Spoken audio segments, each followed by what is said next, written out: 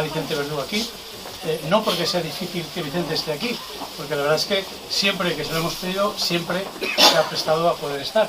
O sea que en ese sentido, agradecido por su disponibilidad, que siempre la tiene. Por supuesto también a Miguel, que creo que es un buen colaborador para cualquier acto cultural que se realice en Elche. Y bueno, como llegamos un poquito tarde, porque Miguel, cuando quieras. Muy bien, pues bueno, voy a recordar una anécdota que es muy conocida, pero que como hay jóvenes y es bueno que se siga conociendo. Una de las veces que vino aquí a Elche José María Pemán, lo presentó el célebre Antonio Martínez Macia Pin de aquella manera y dijo que ¿cómo voy a presentar yo a don José María Pemán si don José María Pemán es impresentable? Entonces, la anécdota es muy conocida. Hombre, tuvo un efecto positivo porque don José María Pemán ya no volvió a Elche, no sé ya si por razones de edad o por semejante presentación.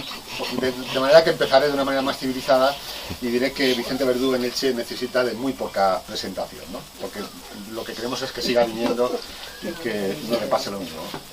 Bueno, y por hacer un poco de historia, que es a lo que se dedica uno, pues yo creo que he hecho la cuenta y unos 3 ilicitanos en los siglos XIX y XX han conseguido vivir de la literatura como escritores, ¿no? Como aquello que decía Unamuno, escritores con lectores, ¿no? Y sin pasar calamidades, por otra parte, ¿no? En el siglo XIX Antonio Flores, aquel que se fue a Madrid a vivir y escribió aquello que se llamaba el inquilino de abajo, porque hacían folletines en los periódicos de mediados del siglo XIX. Y en el siglo XX, no sé si conocerán a alguien más, pero yo citaría a Vicente Verdú y a Vicente Molina Foix como las dos personas que se han podido dedicar a la escritura y que han podido, pues, hacer toda su vida lo que mejor han hecho y lo que han querido hacer, ¿no? Ha habido alguno más que se quedó casi en ciernes. Por ejemplo, me gustaría hacer casi un pequeño homenaje a un señor que se llamaba Ramón Jaén Fuentes, que murió en 1919, y que acabó de profesor de literatura, y no me digan por qué, en la Universidad de California, en Berkeley, y allí murió, ¿no? Aquí en Elche tenía una calle, pero se la quitaron, ¿no? Para uno que viaja y le va bien, y se quedó sin calle el pobre, ¿no? Pero habrá alguna posibilidad de recuperarla, supongo, ¿no? Y luego una mujer también absolutamente olvidada de esta ciudad, que se llama Elisa Brufal, que nació en ese año que murió Ramón Jaén, 1919, y que murió hace no muchos años en París, y que fue finalista del Premio Planeta, y que nunca jamás volvimos a saber prácticamente nada de ella, que murió además parece que muy sola en París, ¿no? Los demás, pues con muchos méritos, pero utilizaría una frase de mi amigo Patricio Falcó: y los demás podemos considerarnos presuntos escritores, ¿no? Escribimos de vez en cuando y nos dedicamos a otra vida normal y corriente, ¿no? Y yo creo que además Vicente Verdú pertenece a una generación y que podríamos llamarlos como los epónimos de nuestra ciudad, ¿no? Porque nacieron en la década de los 40, y voy a citar a 5 o a 6, Alberto Miralles, que murió en 2004, que es un dramaturgo.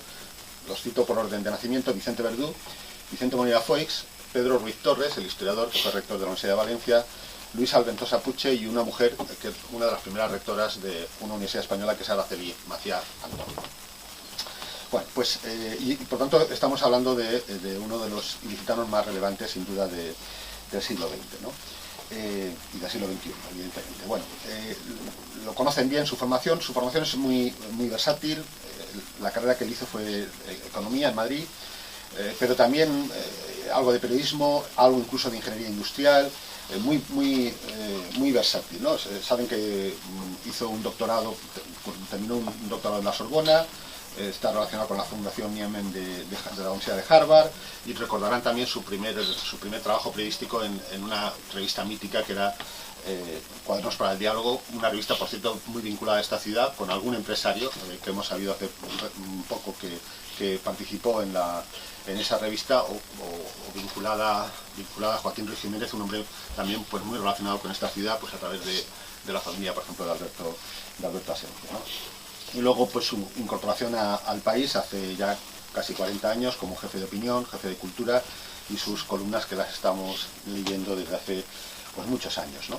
De manera que, por decirlo de una manera concreta, estamos ante un creador de opinión, y cuando uno se reúne con algún amigo conservador con el que se pueden hablar de estas cosas, pues la verdad es que quienes, por ejemplo, llevamos 40 años casi leyendo El País, pues mantenemos esos mismos creadores de opinión, y está Vicente Verdú, y Joaquín Estefanía, y Rosa Montero, y Javier Marías, y Javier Cercas, y Fernando Sabater, y la lista podría ser larguísima. Entonces, cuando te reúnes con alguien de una orientación muy conservadora, claro, le preguntas, ¿y tú qué lees un fin de semana? Pues yo sí tengo ese alimento espiritual que me reconforta y que sobre todo me permite seguir defendiendo lo que defiende, ¿no? Y además creo que era Jaime Balmes, un señor muy de derecha, que decía que leemos un periódico para reafirmarnos en nuestra propia manera de pensar, ¿no? Y para darnos más fuerza, más consistencia ideológica, ¿no? Claro, y le preguntas a ese amigo conservador, ¿a quién lees? ¿A Pedro J. Ramírez? Yo qué sé, por ejemplo, a Federico Jiménez Los Santos. Ayer en el programa de Wyoming escuché algo con mucho ingenio, porque dijo que le deseaba a Rajoy un buen viaje a Australia, pero que se quedara allí, ¿no? Que no volviera, ¿no? A Germán Gers, a Palmoa, y a César Vidal, por ejemplo, a alguien que en las facultades de periodismo nos sirve como manual, que es Paco Maruenda. Es decir, es un manual de referencia. Es decir, ¿qué es lo que no tienes que hacer cuando seas mayor? Pues fíjate en este, ¿no? Fíjate en este y te puede servir como manual, ¿no?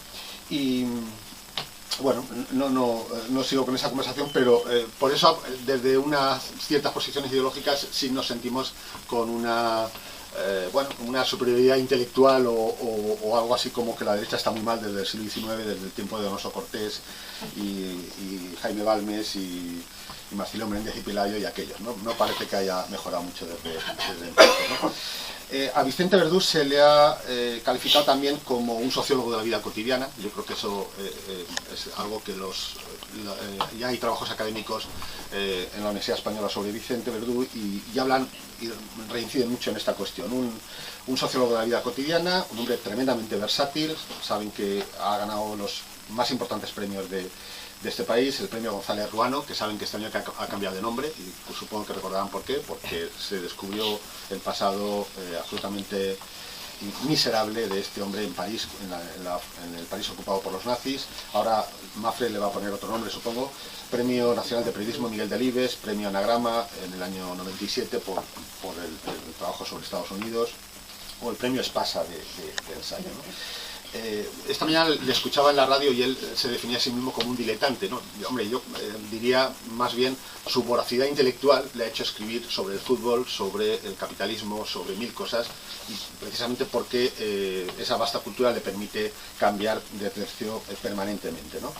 Y sobre todo incidiría en una idea que es la de persuadir al lector, no tanto por tener toda la razón, sino por el encanto, ¿no? Por la seducción de la palabra. Yo creo que en el libro que presentamos hoy me parece que hay esa seducción de la palabra. Y como precisamente estoy aquí para convencerles que vale la pena leer este libro, pues, y ese es mi cometido, les voy a leer una brevísima antología de textos para que sea Vicente Verdú el que pueda comentar mejor su obra, ¿no?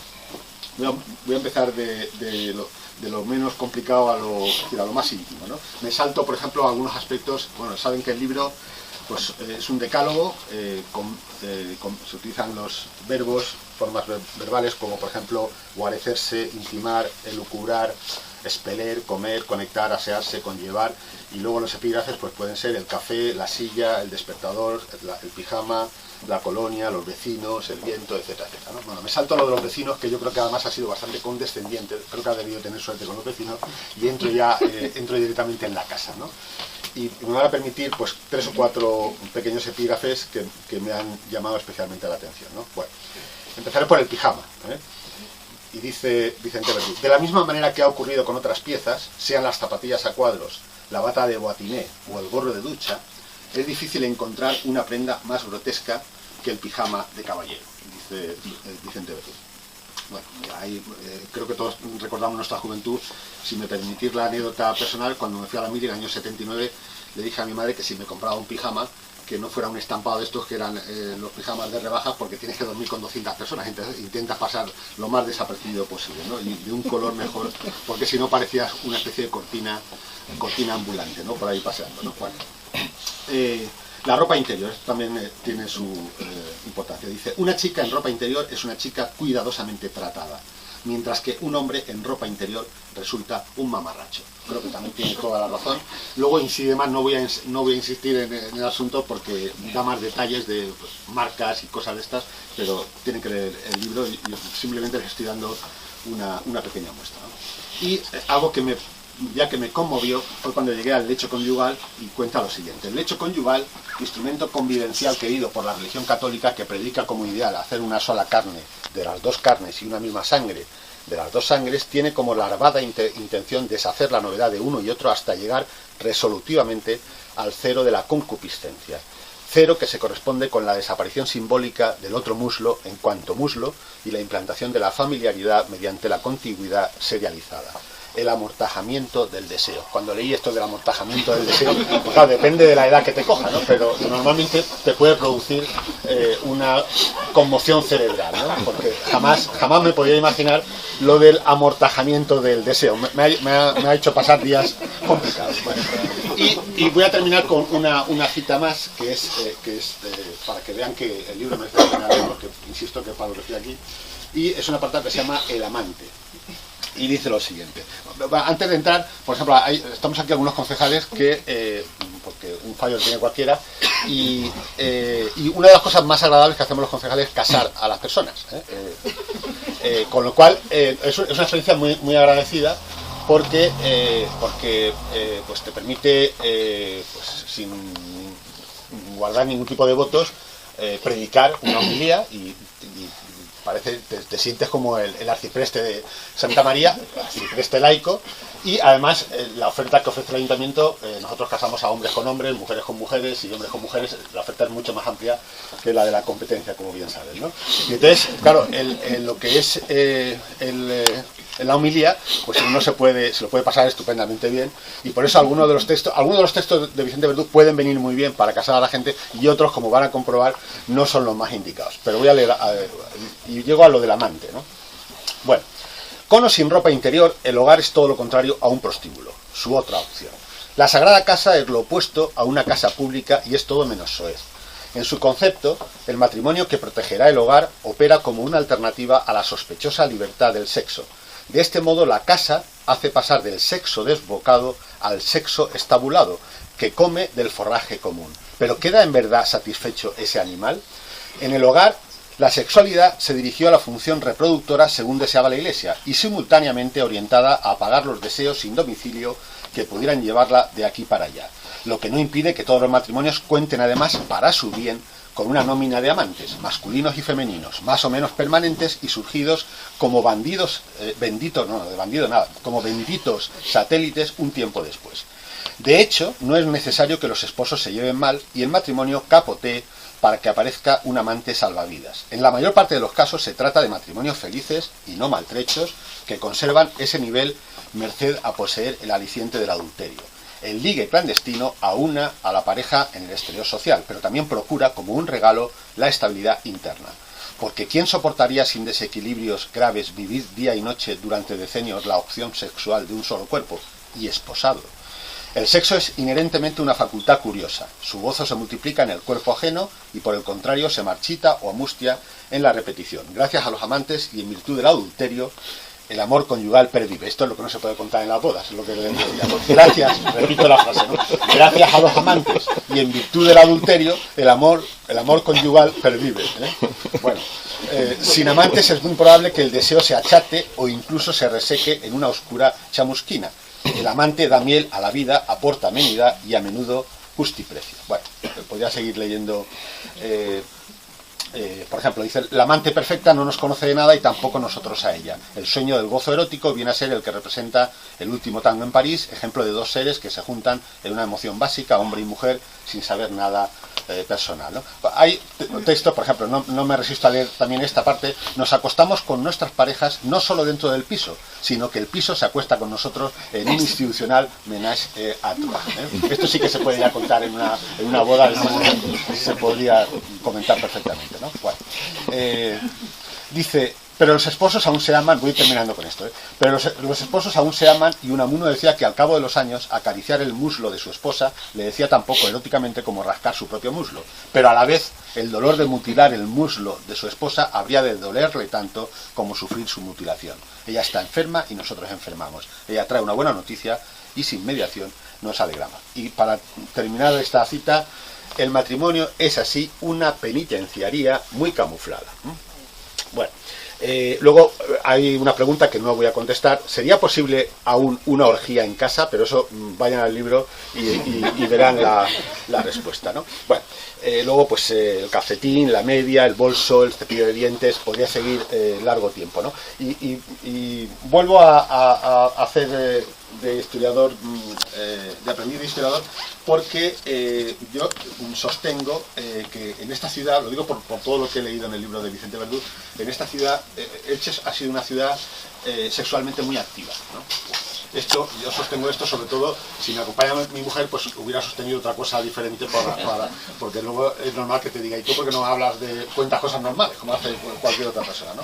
Pero, por ejemplo, y estas cosas los historiadores no lo podemos contar porque es muy peligroso, es muy complicado de contar, por ejemplo, porque supone, por ejemplo, la existencia del doble matrimonio, ¿no? Es decir, un empresario, un profesional, a lo largo de todo el siglo XX, yo creo que con la crisis esto ya se ha reducido, pero a lo largo del siglo XX, alguien que triunfara económicamente, pues practicaba eso que se llama el doble matrimonio, ¿no? Claro, esto no se puede contar, es decir, o no puedes dar detalles, ¿no? Porque no es complicado, obviamente luego saludar a los amigos y tal, ¿no? Si estabas hablando de los abuelos en esos términos, ¿no? De tal manera que te encuentras, situaciones, por ejemplo, el récord de hijos lo tiene un señor que vivía aquí al lado, no doy más pistas, pero tuvo 29 hijos con 3 mujeres, ¿no? Y además fue un hombre muy metódico, 10, 10 y 9. La familia lo recuerda diciendo que tuvieron 20 Whitfields y un pollastre, porque se ve que uno dio mucha guerra y tenían ese recuerdo, ¿no? Y que además tenían otra mujer con otros hijos más. Es decir, lo que nazis como Himmler, por ejemplo, recomendaban, que era el doble matrimonio, es decir, tener 8 hijos, y para tanto necesitar 2 mujeres, y a ser posible no, obviamente con mujeres arias, ¿no? Estos eran emprendedores, estos sí que eran emprendedores, no lo que oímos con la complicación añadida. No sé si habrán visto algún caso reciente, pero es fácil aunque ya sean casos que probablemente se están extinguiendo, pues de personas pues que se lo arreglan, pues no sé, es decir, es una cuestión de metodología, lunes, miércoles, viernes, martes, jueves, sábado y los domingos al fútbol, ¿no? Que es una manera de acabar de resolverlo, ¿no? Bueno, pues de esa vida cotidiana, y es un disfrute absolutamente lo que uno se ha encontrado con el libro de Vicente Verdú. No quiero contar más barbaridades de ese tipo porque nos saldríamos también de lo que aquí estamos, ¿no? Pero yo lo he disfrutado y espero que compartan ese disfrute, porque sobre todo es aquello que decía Ortega, que o se hace precisión, o se hace literatura, o se calla uno. Vicente Verdú hace precisión, pero lo hace con encanto, francamente con mucho encanto. Enhorabuena, Vicente.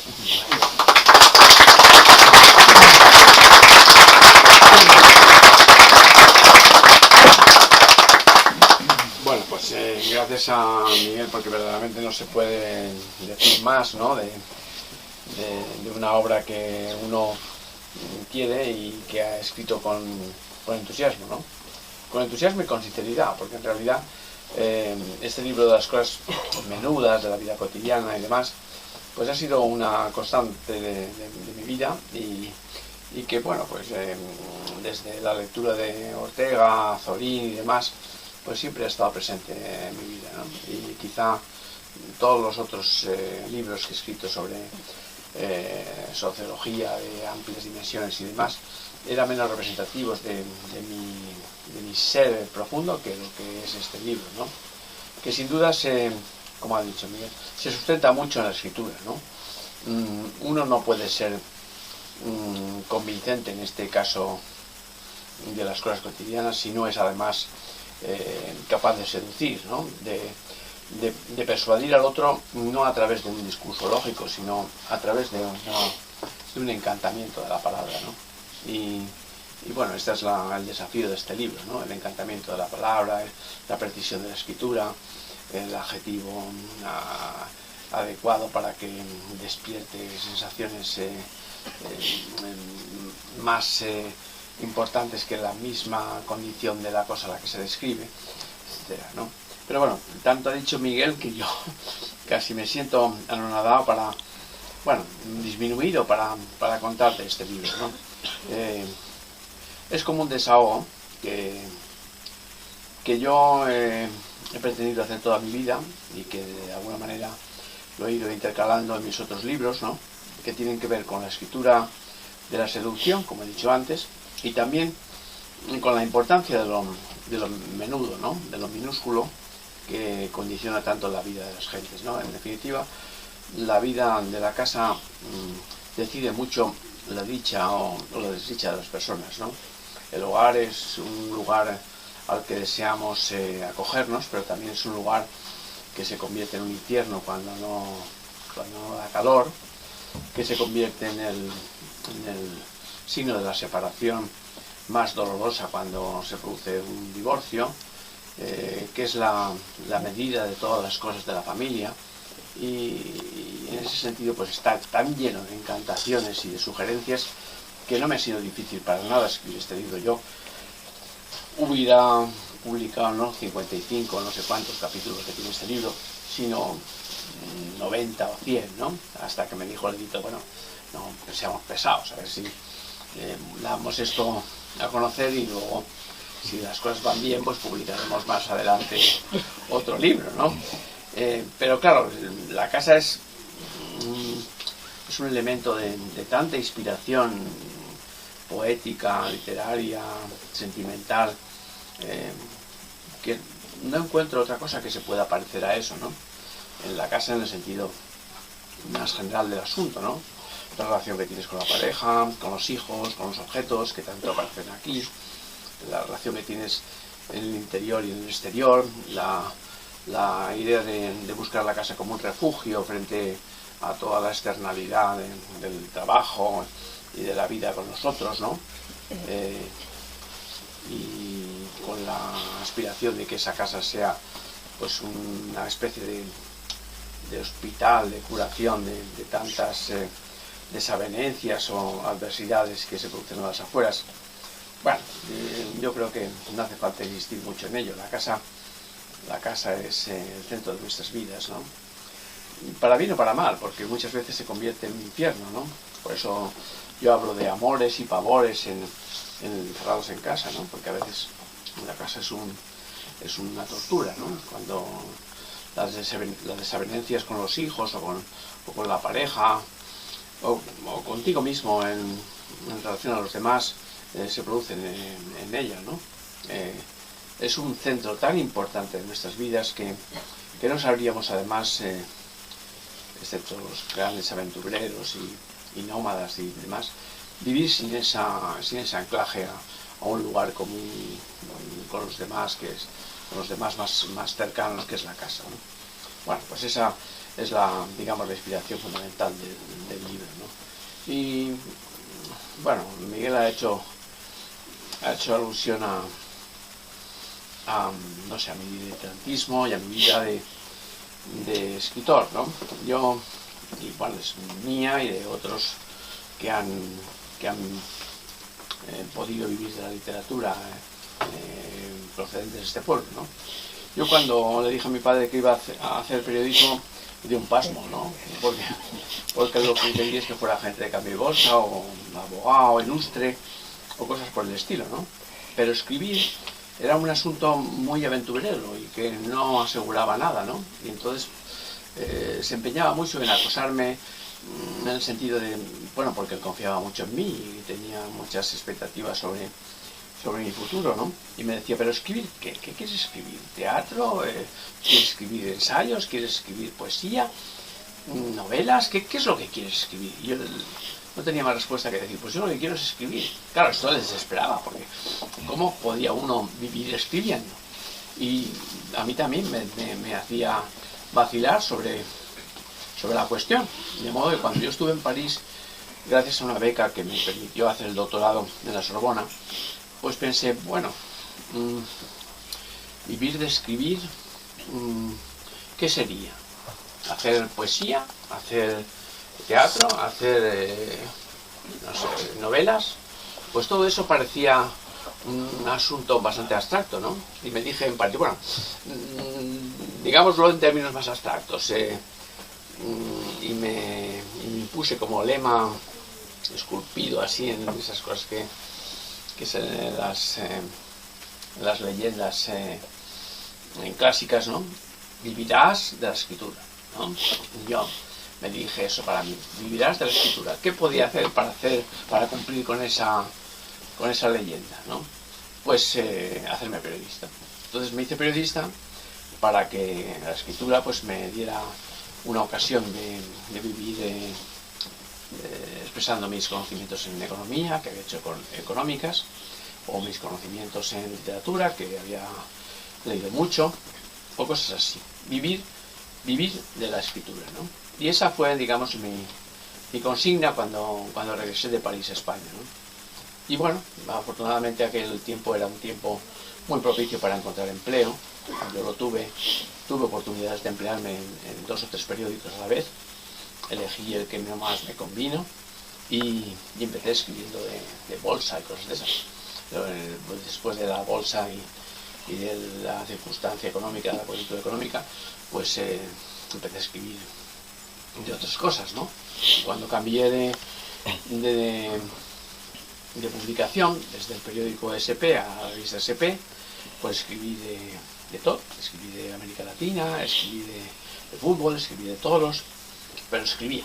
Entonces, pues casi veía que se cumplía mi deseo, esa prospección de que vivirás de la escritura, ¿no? Como un mandato del cielo, ¿no? Vivirás de la escritura. Y bueno, en esas circunstancias pues hacía mucha poesía, que esa ha sido para mí la base del aprendizaje de la escritura, ¿no? Yo escribo, aunque escriba del capitalismo funeral o de China o de Estados Unidos o lo que sea, o del fútbol, siempre escribo poéticamente, ¿no?